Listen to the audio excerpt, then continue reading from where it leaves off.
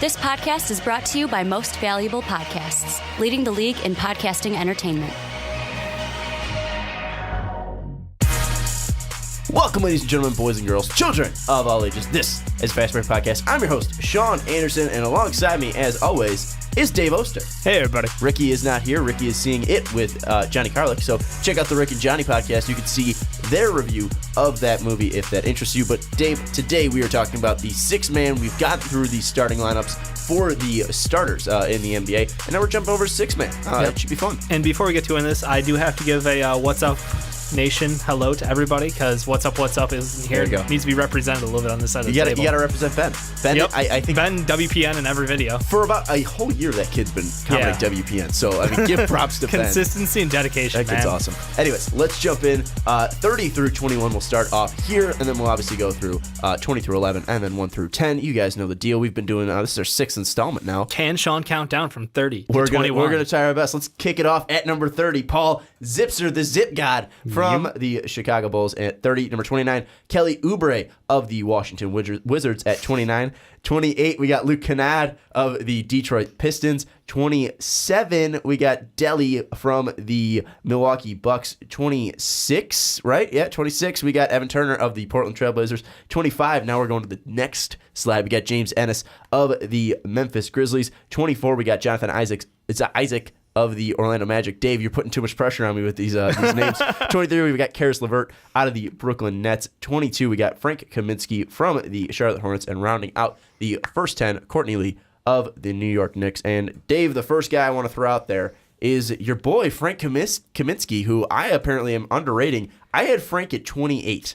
I had Frank near the bottom, where you had Frank at 20, and Ricky had Frank all the way at 17. So am I underrating him? I think you are. I think, honestly, the expectations for Frank may have been a little out of whack, potentially. But, look, he was good in Wisconsin. Obviously, this is his second year in the NBA. Well, last year was the second year, right? Yeah, last year was the second year. So going into his third. Going into his third year now. And you did see a little bit of growth out of him from that first year. Obviously, the big thing for him, the concern, is his defensive ability. His three-point shooting has not been solid, but, I mean, he's going to learn to become that stretch, because I feel like we've kind of gone out of the, like, if you're a soft 5 or 4, like, you're now a stretch. Your job is to go stand in the corner, open up that lane for your guards, and go jack up some threes. But the problem is he's shooting it at, like, 33% right now. Well, the guy I want to compare him to, and the reason why I'm comparing him to it is because this guy got decent money, and he's been, a fairly similar player, both a guy who could stretch the floor at the 5 position, both 7 feet tall, Kelly Olynyk. But I feel like Kelly Olynyk's a better Frank Kaminsky. Potentially, he's yeah. at least tougher defensively. Kelly Olynyk at least brings some grit. Frank Kaminsky is kind of like a very soft 5. Well, again, this is his third year in the league. He will grow. I do expect him to get a little bit better shooting proficiently, because coming out of, I keep going back to, like, his Wisconsin days, because that was his glory days. I almost feel like he peaked then, but hopefully not. Hopefully not, because you're in the NBA. He does put up decent points. The big question for me is now, how is he going to fit in being a 6th man on this team? They brought in Dwight Howard. Like, how is that going to affect him on the floor? Yeah. So that's my big question. I'm not quite sure. I think it will be good, because Dwight obviously is a defensive. He's still very good defensively, even in his older age. I think that kind of helps out Kaminsky if they ever want to run them together. Like, you can run Kaminsky at the 4, and you have 2 bigs, but one who can stretch the floor. Well, you brought up some ability. Well, when you first brought that up, you were like, "Ooh, they shouldn't do that." Like, they probably shouldn't do that. And why but is in my that? mind, it's just, that's a lot of poor transition game. Okay. I mean, Frank isn't the slowest man in the world, but it is a little concerning. And with today's NBA, God, I swear I say it every episode. Today's NBA, like, you have to be very cautionary on how many bigs you have on the floor at once, because teams will take advantage of that consistently. Well, and one thing, though, Dwight is at least going to be attacking the basket more in transition, where Frank can at least hold back and then maybe wait you can back have, for a like, 3. like you said, like the Kelly Olynyk. Maybe he does the trailing threes in transition. Yeah, and the one thing, at least comparing their stats, I mean, obviously Frank had a better second year when it comes to points, 11.7 compared to 10.3 for Kelly in his sophomore year. But the thing that kills me about Frank is his efficiency. He is not efficient. 39% for the field, and you're 7 feet tall. I mean, we see guys like DeAndre Jordan, Hassan Whiteside, over 6%. And I know they play different games. I was say they don't leave 3 feet away from that hoop. And they're also way more athletic than Frank is. Yes. I know that completely. But, I mean, you see guards at like 45%. I mean, you have to be over 40 when you're shooting from the field. It no matter how big you are. And he's shooting 39.9. I mean, I know that's like really cutting it close to 40, but still, like, that's brutal. I mean, look, his 3-point percentage, that's not there at all. He's not playing defense. I know he has somehow a 13-point per, but I just look at it. Because they weren't a bad team last year, pretty much. Yeah, I mean, I don't see anything from Frank, at least on the offensive side, that's making me like, all right, I'm going to put you this high. I feel like Frank's just got to earn it for me. True. No, and that's, and even, I don't want to get too far off, but like, even when the discussion was who do we want to be the sixth man, I mean, he wasn't even the guaranteed guy. I think we gave it to him because he was able to get some starts in last year and he looked like he was getting some momentum going. But honestly, the guy I'm looking at to be like the spark plug of this team is Malik Monk. I mean, rookie, going to come off that bench, be able to jack up shots all day. If he gets his confidence going, could be dangerous for them. Well, and that's something that I think people are probably going to get us on the comments is, Malik Monk is pretty much tailor-made for a six-man. I mean, you look at him. Well, yeah, because Jeremy Lamb has been consistently okay. Yeah, I think he put up 13 last year. He's nothing standout. He's nothing to write home about, but like Malik Monk has the potential to be like a stud for them. Well, and one thing with Monk, how long do you think it will take him to get to that stud position? Because we saw Monk, at least in his college days, he's either hot and he's red hot or he's super cold. Right. And he is small for a guard, 6'3". So do you think Monk's going to be able to step in right away as a six-man, or do you think they'll ease him into that position? I think they'll definitely ease him into it. They've got decent enough depth at the guard position that I could see him going smaller role, maybe starting off the season with like 10 minutes per game, building his way up to maybe 15 by the end of the season. But yeah, right now, Frank is going to definitely get the bulk of the minutes. I know a different position, just as far as coming off the bench. Just minutes in general. Minutes in general. Yeah. He'll definitely have more of the share and be much more heavily counted on by this Charlotte team. So that's why we got to go with Frank. Yeah, Frank last year getting 26 minutes per game. Let's go off the Hornets squad and let's look at some of these younger guys, because obviously we got Courtney Lee. He's been a long-time vet in this league. Evan Turner's been a long-time vet. Delly's been a long-time vet in this league. But looking at the young guys, Oubre, Kennard, Jonathan Isaac, and Karis LeVert. Out of those four, which guy are you picking out? And you're like, all right, this is the guy that's going to really take the next jump this year, because we see Jonathan Isaac, and you were like, well, is Jonathan Isaac really a six-man? And the reason I put him there, because that was my decision to put Isaac there, is because of his versatility defensively. And yes, he might not be there offensively, but he might be able to provide you a three-point shot, and he's still very athletic. So yeah, he looks good in the summer games. Yeah, so. And he's gonna help in transition. He's gonna help defensively. So that's why I think, at least six-man wise, yes, he's not gonna pull up that the points numbers that you like Lou Williams, Eric Gordon, Jamal Crawford do. But he's at least going to bring that defensive side to you, and at least bring the athleticism and length, like maybe a Marcus Smart in different ways, just obviously bigger. So at least with Jonathan Isaac, I feel like that might be a guy, to me, that might be able to take a jump, because he's got a lot of potential, might even be a starter next year. But for you, out of those four guys that I named, Karis, Jonathan Isaac, Kennard, and Oubre, who's going to take the next jump out of those guys? For me, it's very much a toss-up between Kennard and Karis, because I really liked Karis coming in when he got drafted. I know it was a travesty because of his injuries. Like, he was a stud in college and just completely lost a lot of the athleticism that made him special. But I think he's going to rebound pretty well from, last year was a solid year. It was definitely a prove-it year that, he's still got it. He can be consistently good. The problem is that because of the changes on the Nets with their roster, he's no longer in the same role. He's no longer like one of the better players on a terrible team. Yeah. Now they brought in, a brand new point guard who is very ball dominant, and I don't know.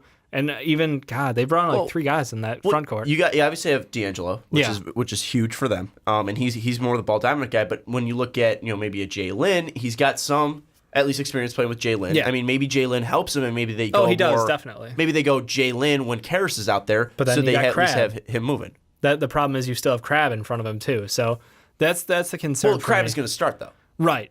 But again, they have similar roles. I mean, Crab obviously is a better outside shooter, and Karis can take it to the hoop a whole lot better.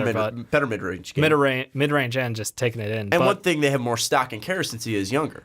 True. And they really took on Crab's money so they can get the pick. Yeah. No, I agree. I think that Karis definitely still has a ton of potential. Kennard is the guy who's like the wild card for me, because he's such a great shooter and was amazing in college. and then in Summer League, he was consistently good again.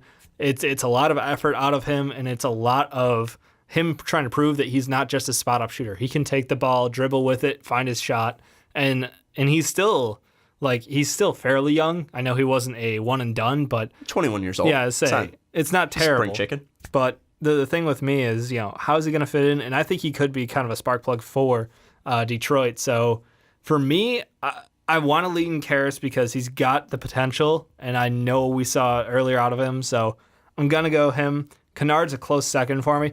Oubre is just kind of a question mark. I'm afraid to touch him now.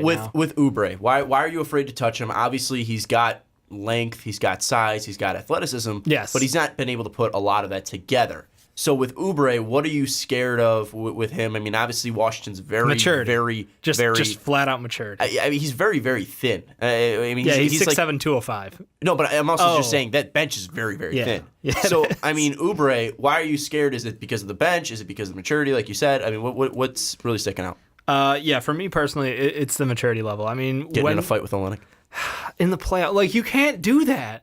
Like, okay, there's a level of, like, you can do it to rile up a team, but that's when you're, like, the 12th man on that bench. When you're one of the guys they're counting on to be a defensive stopper and one of the, sadly, they have the worst bench in the NBA, one of the best starting lineups. Like, I get that balance for Washington, but when your team is counting on you off the bench to be a solid defensive stopper at the forward position and then, at least semi-reliable to hit a shot here and there, and you go ahead and do some stupid shit like that. Like, his basketball IQ is fairly low, and his maturity is low. So those two things combined makes you concerned. But like you said, he has all the physical tools, and he is still young. So he could develop. I just don't think it's going to be this year is when he's going to suddenly become... Yeah. I don't even want to go there, but yeah. Like a decent six man. Yes. Like a middle of the pack six man is what you're saying. Right. The one thing I will give credit to Oubre, he did get elbowed in the face by Olynyk, who's known as a scummy player. He's dirty. Yeah. Also, he could throw one hell of a push. I mean, he knocked down Olynyk. And I don't know how much Olynyk was playing it up. He sold a little bit. I mean, that was a pretty powerful push. I mean, he came fast at him. I mean, I respect him for it, but if six man doesn't work out for him, maybe he's an enforcer. I was saying, maybe the Capitals need him. Oh, but I was also saying, the one guy on the Redskins, and Ricky would know this better since he's on the onside kick. One of their linebackers is retired. Stuart Cravens might be retiring. So hey, if they need a linebacker, call up Kelly Oubre. God. Looking at any of these older guys, any tread left on the tires on Evan Turner or Courtney Lee or Delly. Like, what about Delly? Delly's a big signing. So Delly is still got a 3-point shot, so that means he's still valuable. Period. Like, if you can play 3 and D, he's not the best anymore at being the 3 and D player. He's a little bit removed from the days in Cleveland where he was a very good specialist. He's still solid, but honestly, for me, I think his role is going to continue shrinking as we see other guys jump in front of him. Mm-hmm. Personally, I don't have a ton of faith left in him being a six-man. I think he's going to fall into, further down that bench. He will play less and less minutes. This is the end of, his time. Can we say it's okay that, Delly was probably a product of LeBron? I mean, yeah. I mean, Delly shot 36 last year, and maybe having Giannis as a similar player will help. But how much will you be playing with Giannis? That's the problem. I know, but I'm just trying to give him credit to Giannis. I mean, Giannis is a phenomenal player, but he's not anywhere close to the facilitator that LeBron is. Did you see that? No, I'm not saying that. I want to give credit to, but I don't remember who it was on Reddit who brought up the stat about corner threes. LeBron James had the most assisted corner threes with 162. The next up was Harden with 90. I mean, it's just being in LeBron's system, and I call it LeBron's system. But also, I mean, it helps wins. having Kevin Love, who's always there, who's a really good 3-point shooter, and then LeBron, who just drives down the baseline, jumps out of bounds, and then just dishes it out. Korver. Yeah. I mean, but that's the thing is when you get good 3-point shooters and put them with LeBron, it makes them better. So Delly got to be a product of that system and then shipped over to the Bucks. Yeah. Obviously, very different lineup there. So you're saying, I mean, Tony Snell might be a guy that jumps up. Jabari, obviously, when he comes back. Chris Middleton. I mean, you got to work these guys in. They've got other guys. It's just a matter of Delly's role will continue to shrink in my mind. I don't foresee him being. I don't think he's going to play. I don't think he's going to play 25 minutes again. And not only this year, but you're just saying when you get an influx of new talent, that's just going to go down. That's fair. But any other guys like Courtney Lee, you think he's got any chance of moving up, or James Ennis? Does James Ennis have a chance to move up? James Ennis could.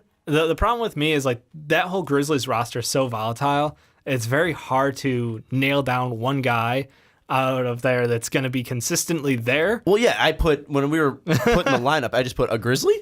A Grizzly. Because I wasn't sure who to put there, and we set it with James Ennis, who had a very decent year last year. Yeah, I mean the problem is like we're looking at James Ennis. It could have been because we had fun with this lineup. The starting laps we had Tyreek Evans, Parsons, like all in the toss up there. So could be him. The problem is that team. Marc Gasol and Mike Conley are the two pillars of that team. Anything outside of that, I don't know. Yeah. It's a total toss-up. I mean, you look at the Grizzlies, they might make the playoffs again. But then again, I'm never too high on the Grizzlies, and then they always make the playoffs because of Conley and Gasol. They've got two amazing talents on the starting lineup, but when it comes to six men and bench depth, like they've got a bunch of nobodies who actually put up decent stats so they can contribute on an NBA level. The problem is like they're consistently rotating through them. Yeah, I mean, our rankings are kind of messed up, but do you think we got the bottom half right? I feel it's pretty close. The only guy that I'm kind of curious to see,